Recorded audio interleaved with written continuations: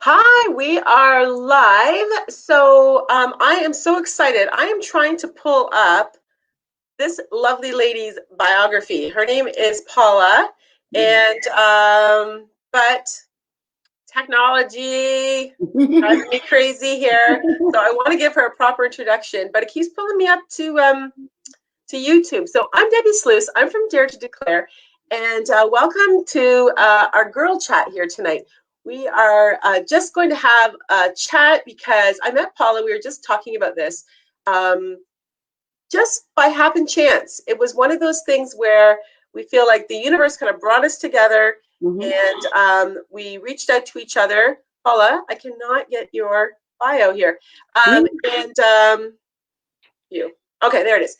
And so this is a little tip for those who are trying to grow their network and their friends and to meet other like-minded, amazing women. Don't be afraid to send a private message. Right. So that's what we did. We didn't just connect as friends. One of us or both of us reached out and said, "Hi, I'm Paula. I'm Deb. How are you? What do you do?" And we realized that we had in common that we were both Canadian. Yes. That we were both Christians. We were both entrepreneurs. And we were like, let's chat so that we can see what else we have in common. And we right away had this instant connection. So I want to let you know that Paula is a licensed cosmetologist and a graduate of the esteemed, I can't say that name. Thank you, School of Cosmetology and the Marvel Beauty School. She's also the president of Radical Wave. And is that where you just came from? The Radical Wave, yes. A successful and growing salon and spa beauty and imaging business. She's the visionary behind Radical Wave. Paula recognized the need to help improve the self-esteem of women in her community. And again, that was our connection, both in terms of cultivating their inner beauty and optimizing and enhancing their physical attributes.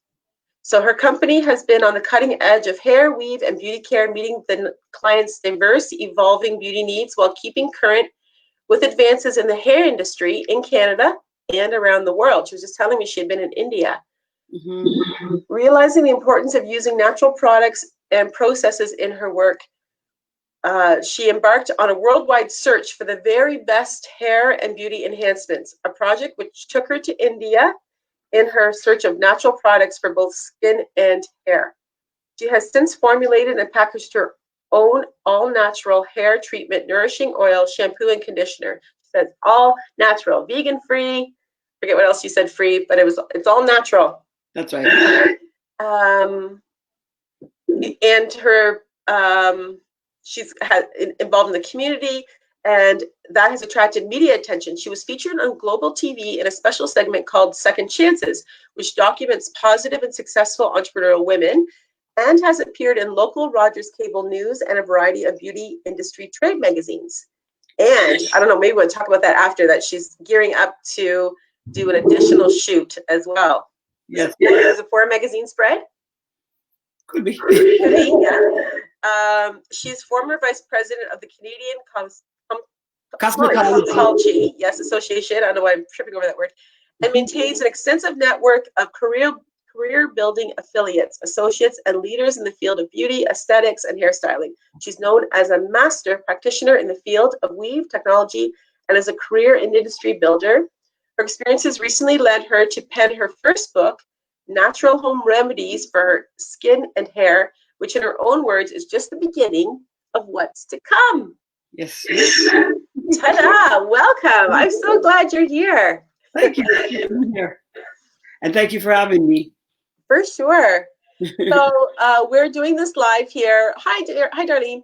We're doing this live here on my business Facebook page. And so absolutely the connection. And when I heard Paula speak around her desire to empower women, and you know the work that I do with Dare to Declare and also empowering women, I just thought we just had so much in common, and I wanted you to share in our chat because we had an amazing chat. And then I said, oh, we should do this live, and everybody can participate in this. So I wrote down some questions so that I could get to know Paula a little bit better, and that you can hear from her as well. So one of the questions that I was curious about is, and this is something I actually ask in my workshops, what would you tell your 16-year-old self? What would I tell my 16-year-old self? Well, I would say, self, life has lots of challenges, and life is not always as we planned it to be.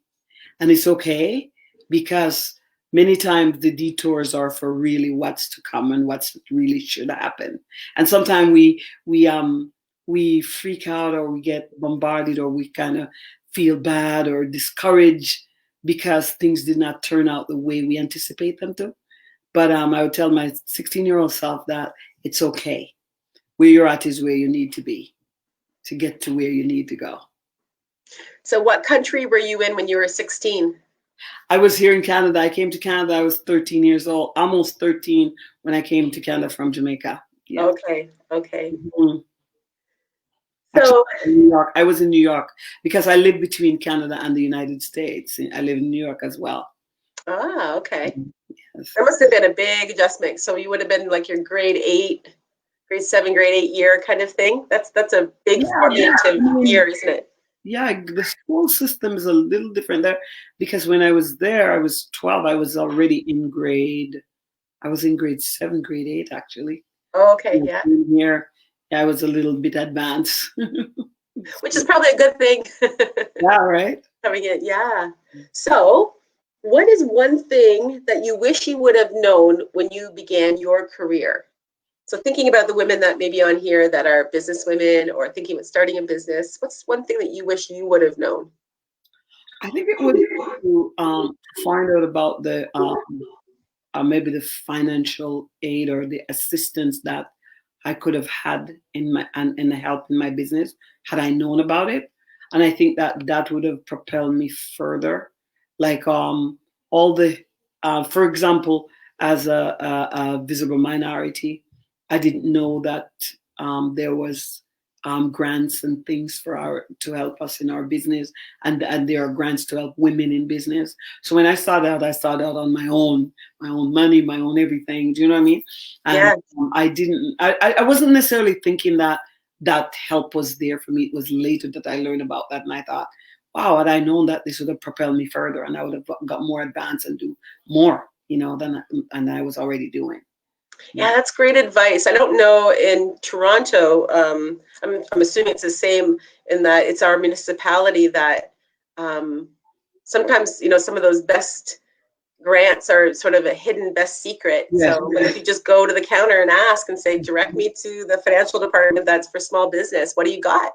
Right. And start a conversation. So that's great. Yeah, thank you. Mm-hmm. So we talked about the 16-year-old self. Now you're 80 years old, and I imagine, so we need to stay friends till we're 80, because we're gonna be like we're still, whenever the good Lord take us home, right? Just get more and more awesome.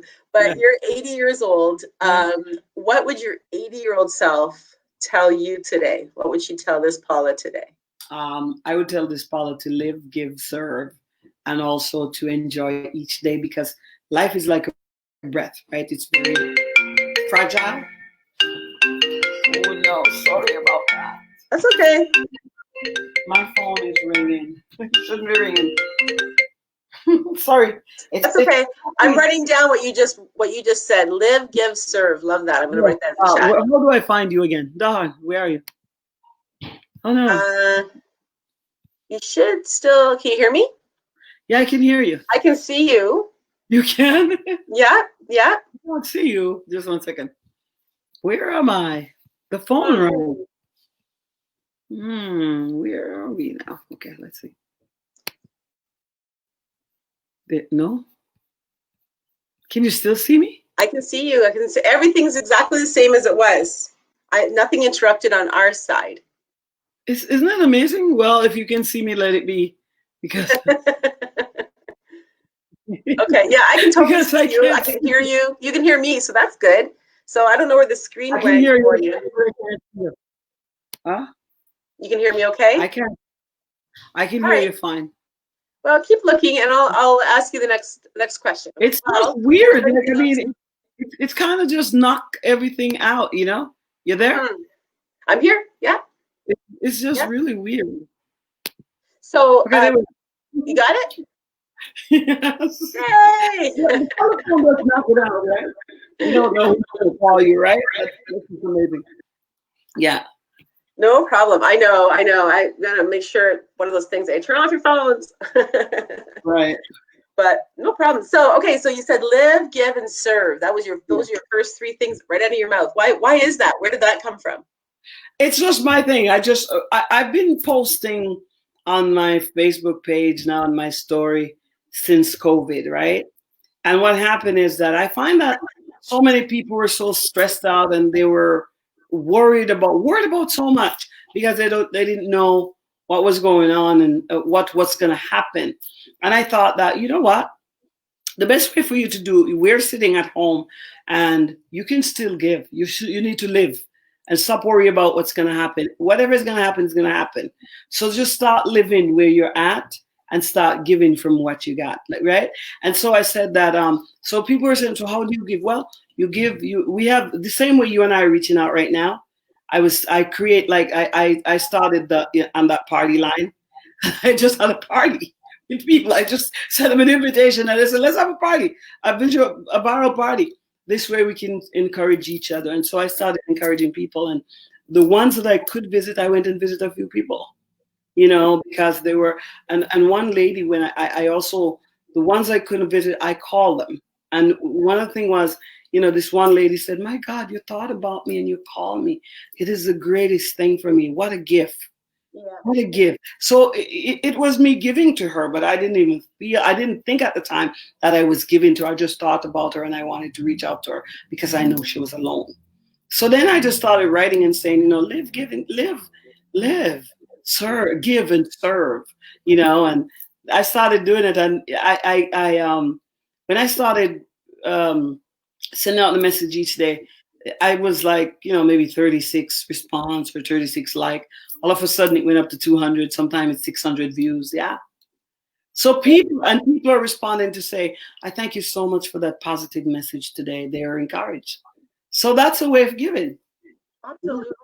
So where did you put that party? Huh? Where did you put it? House party. House party. It's an app. Oh, okay. So I'm wondering how people can find you if you want to tell people. Well, I am on the House Party app. You can go on. My name is, it's in my name, Paula Eriya, so you can join, right? And you can do it like a viral. You can do worship. You can, we did a prayer actually. We did worship and praying. Yeah. Oh, that's amazing. I've never heard of that before. I did it for my birthday. I said that I'm going to have a viral party, and I did. People from Jamaica, United States, England, everybody was calling it. It was amazing. That is so cool. So that the app is called House Party? Yes. So okay, I'm going to check that out. That is so cool. Okay, that sounds great. Yeah, so it makes me think about a post that I just put up this week as well around the purest form of generosity is you giving your attention, something like that. Yeah. So, I think I remember that as a mom too. It's like you're always competing. Your attention's always competing for other things or priorities that you think, or other people put beliefs on you that you should be paying attention to this, that you should be worried about this. But just to focus on, making eye contact with my children when they're talking to me, right? And really being in the moment and listening to them, giving that attention. That's what not just children crave, but adults too. But of course, beautiful. Mm-hmm. So going back to business, what advice? So thinking about sort of what you were talking about earlier about the seeking out resources and grants, but what advice would you give a businesswoman who's just pursuing her dream, maybe similar to you, who wants to look in the field of beauty, and operating a salon, a spa like you? Right. Well, I talk to a lot of people in business and I see that a lot of people are frustrated, right? And they're frustrated because a lot of people go into business because maybe it's a great aspect of the financials. Financials are great and you need to be profitable, right? But some people look at some profession and say, well, you know what, that profession makes a lot of money. I could do well in that. And that's their thought process. And maybe they can, and they may be good at what they do. But I think that what I learned that, in doing business is that it has to be my passion. If I need to love it, I need to love it so much that I'm not working. Because when you find that you're working, it's not fun, right? But because it's your passion, you'll never work another day in your life. Because for me, I feel like, wow, people are paying me to have fun. People are paying me to enjoy myself, and it's very enjoyable for me. Like going out, meeting different people. So every day is a social gathering and a social outing for me because I get to meet diverse people, and it's always exciting for me. So for me, it's like it is a passion. I love people. I love what I do, and so I never ever feel like I'm working or it's work. So I get up. I am excited every day to go to work. Let's say. So if what you're gonna do doesn't excite you like that, then I would say you got to think about it. I mean, your passion needs to be what you do for a living, right? What you make your money at. Yeah, absolutely. I agree with you 100%. And I think it's you said work a number of different times in different contexts. Like if it feels like work, then it should be your passion, but you're going to work. So I think it's about changing our mindset around the word work. Yes. I think there's a lot of limiting beliefs. One of them that I think about is I hear women say, if I do something that I love, then if I do it for work, I won't love it anymore. But that's not true. They will love it even more. That, right? So taking a look at that, and that's why sometimes people will stop and say, but I love it so much, but if it becomes my work, but then again, shifting that mindset around what is work. Yes. And again, thinking about it from a Christian perspective, in that it's our God, like we get to work, like God's given us. And work is a gift. Work is a gift. That was the first command that was given to man. Work, right? Yeah. And I think you're right. It is a gift, and it's how we view it. And I think that sense of accomplishment when it's a job well done as well, or when you make an impact with people, or like the lady you were talking about earlier who walks out feeling like $1 million and feels beautiful because COVID beat her up with her hair. I had a really happy client this week. My goodness. Yeah, that just lights you up too. I can only imagine. Yes. Yeah, I have the same thing when people come to my workshops and they feel, when they're coming, they feel lost. They feel stuck. They don't know what they want for their life. They don't even think they have the courage to claim it, to say it out loud. And so when they have the boldness to declare and what they want for their life, and they walk out with their vision board full of dreams. Right. It's just powerful stuff. It's powerful. It is powerful. It is really powerful. Yeah. So think about powerful. Who in your life has been really influential to you? Can you think of maybe a couple of people and maybe tell me why they've been so influential in your life? My friend Grace, she passed away last year. She was on City Line TV. She was a fashion consultant for City Line. Grace, because Grace has the greatest heart. She was such a kind human being. And I don't say that because she's not here. I say that because it's the truth. Grace was my stylist. And what was so funny, I would go into, used to live down on Bay Street, and I would go to Grace every week to get my hair done, right? And she would say, "You're so amazing with people. You need to do this. You love this stuff. You need to do this." And I said, "But Grace, and I work in corporate. I work in banking like me." She would encourage me, and she said, "Believe me, you need to do this." And she would say, "You also need to train and be a facilitator for one of the hair companies, And so, sure enough, I said, "Okay, if you believe that." I mean, she helped me to do it, and I did it. And I ended up working for Graham Webb, a company out of England, like from England. At the time, they had the best product on the market, right? And it was such an incredible experience for me because I got to travel. I got to, see different things and different people. And I would not have had that opportunity if Grace had not pushed me to do that. So I think she was a big. She saw in you. Yeah. What you couldn't see for yourself. And she believed in it. She believed in me even before I believed in what I could do or what I could, it's not that I didn't believe that I could do it, but she saw it. And because she saw it, it became a reality for me. Right. Isn't that, that's incredible. Again, powerful. Yeah. And the next person. You doing that for someone else, and I'm sure you have. No, yeah. In my life. I'm sure that you've done that. I've done that too. Yes. And it's a beautiful thing when you can pass that gift on. Right? It is so amazing. I spend my entire for the last 35 years. That's what I've been doing. You know, making the difference, trying to make a difference, help somebody up. Yeah. You know? Yeah. So, and the next person would be my aunt. She also passed. She was the one who taught me about girls, like, you know, how to be a girl and about friendship, like how important friendship was. Like, you know, she taught me about friendship is like the same as a relationship, as a marriage, but the only difference it's a friend and not a spouse. But and that friendship are cultivated. Like, you know, you got to cultivate your friendship and you got to work at it the same way you work as a marriage because it's important, right? And she teach me about, you know, when you love somebody and when you love your friends or you love people, you need she wasn't always in the Bible, but she would teach me the Bible without teaching me the Bible. And she would say that, you know, when you love somebody, you don't talk bad about them, you don't disrespect them, you love them so as you love yourself. So she taught me a lot of things about self-respect and how really to love people and what friendship is about, you know. And so I think that was huge for me because it shapes me. Yes. And the other persons are my children because they influence me. Yeah. Yeah, my 4 boys. How many boys? 4 boys. That's they're my greatest influence, I guess, because one of them, oh my goodness, he called me every day.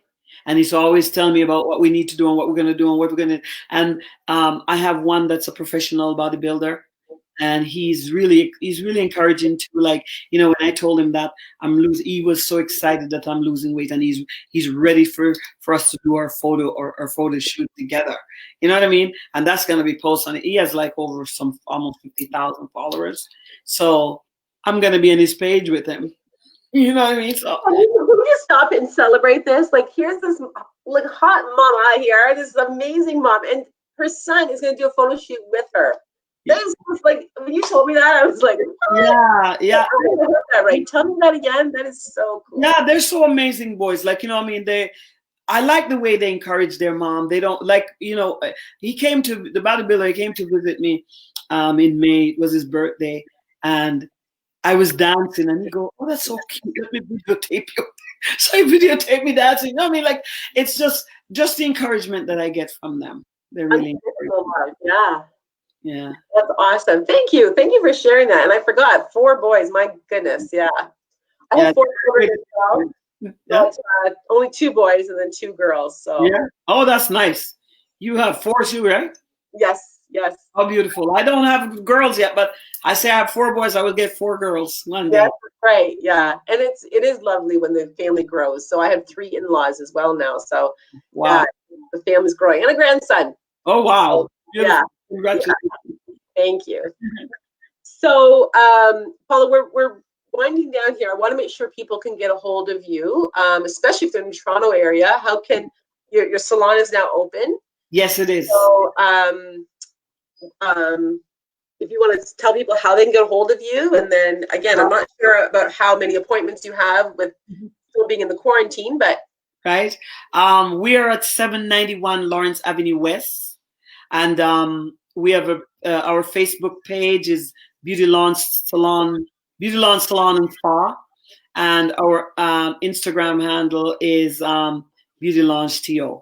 Right, and Beauty Lawns, our website is the same, beautylawnsalon.ca, www.beautylawnsalon.ca, and of course, you know, they can look us up, and we're online, and you know, they can follow us on Instagram, follow us on Facebook, yes, and to find out the latest, yes.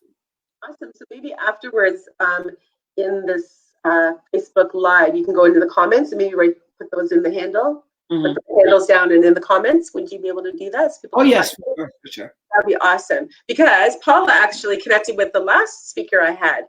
So that's how we also made that connection too. So right? that's cool. Amazing. So yeah. So I want to have the same thing happen for you as well, that people can find you too. Yes. So I have one more question. It's kind of my signature question. It has to do with vision boards. You had a vision. You were in corporate. You decided to make a shift, and then you still. Every time I talk to you, you sound like you've got vision around what you want for your life. So what does creating a vision mean to you? It means everything to me. When I first did this, I first did my vision board. I believe it was 2008. I did my first vision board because I envisioned. I said that I wanted a space, 2,000 square foot space for my salon, and I said that I wanted a Porsche Cayenne by June 1st, and I put all that on my vision board. I put some other things on my vision board, and I went to see my real estate agent, and I told him, I said, I want to find a place, 2,000 square feet. It needs to have residential and commercial, and I only want to pay $2,000. And he was upset. He got really upset, right? Because he said, you're a little bit unrealistic. Like, honestly, this is not going to happen. I said, Charles, just look. Trust me, you'll find it. And when you find it, you call me, right? So then, same thing with the car. My dealer at the time was a Nissan dealer, and remember the time when everyone was turning in their SUV because the gas prices were so high? So I said to Adam, I said, I want you to find me a Porsche Cayenne. It's my dream car, okay? And he said, he too got a little annoyed because he said, we're a Nissan dealer.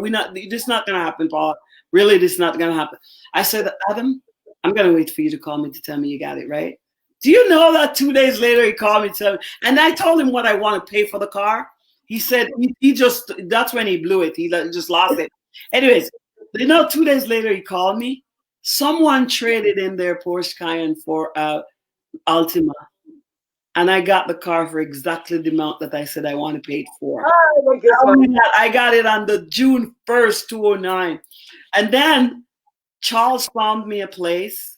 You're not going to believe it. The rent, 2,000 square feet.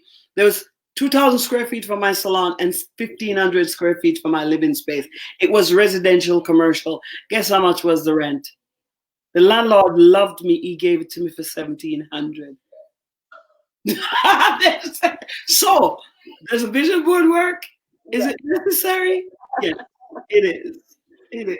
One of the key is what you said earlier around your friend Grace, when you said that she believed in you, but it was more that you already believed in yourself. Mm-hmm. So, and you believe in the creator of the whole universe. Yes, I do. So you have the power, like you have the knowledge of the power, right? So, and then the power of prayer, and you know all about all of that. So that's all within your arsenal. For sure. Yes, and also, in the book of Habakkuk, it says that if you need to write your vision down. It's biblical for you to write the vision down for it to come to pass and for it to become a reality. It says that. I read that today, where it says to write the dream, write the vision down, and I guess the runner will run with it, meaning that it will become a reality once you've written it down. It's almost like when you write something down, it's a written law that it must be. Mm-hmm. Well, we're almost at the end of our time. Is there anything else that you'd like to add? I'm hoping that, what I don't know. Are we still, I know we're live on your page. I don't know if we're live on my page. I don't think so. We'll have to share it. Okay, that's good. We'll share it. Yeah, so anybody that is watching this on the replay, please drop, say replay, and then any comments you have. If you have any questions for Paula or I, or you want to, again, make sure that you can contact her, let us know, and just write in the comments. We'd love to connect with you, just like Paula and I connected with each other. So, and I can't wait. I'm about 3 hours from her. I'm south. I'm going to come and visit and make an appointment and get this COVID hair done. That's right. We'll see. Also, right, Deb, one of the things that I want to say about our salon, I'm health conscious, so it's my salon is eco-friendly, environmentally friendly. We are my shampoos, my color line, they're all ammonia free. shampoos are vegan and organic, and so is my nail polishes, and most of our skincare and hair care are natural. Wow. Yeah, Wow. I mean, we believe in keeping the environment healthy and keeping you healthy, because we're working with the product, so we want it to be healthy for us too, as well for you, right? So it's a clean. A lot of research to find all of that. Hmm? It must have taken a lot of research to find all those products. Yes, I do. And I mean, it's a little bit more on the, because people say, well, it's a little bit more expensive, but what's your health cost? Right. What is the cost for your health? And I mean, today a client came in and I was explaining to her that this nail is like a skin, right? And so what you put on it, it goes in the body. So, and most of the other stuff has formaldehyde and resin and all that. And so, when you put something on here, it goes in. So if you need to put what's natural, so it won't affect you. It won't harm you. So I truly believe that. And there was an article that was done on me, and the writer said, an entrepreneur with a conscience. Yes, I do have a conscience about about your well-being. So it's very important to me. Well, that's awesome. I think that's a great place to end off for tonight. So thanks so much for this chat. I really enjoyed it. I love your energy. It's always positive, and that lifts me up. So thank you, Deb. It's I really appreciate this time. Thank you for having me on, and thank you for doing this. I really appreciate it. And I look forward to our friendship. I look forward to you coming in and we serving you, I will. I'll definitely be in contact for sure. So have a great weekend. You too. Okay. Bye-bye. Bye.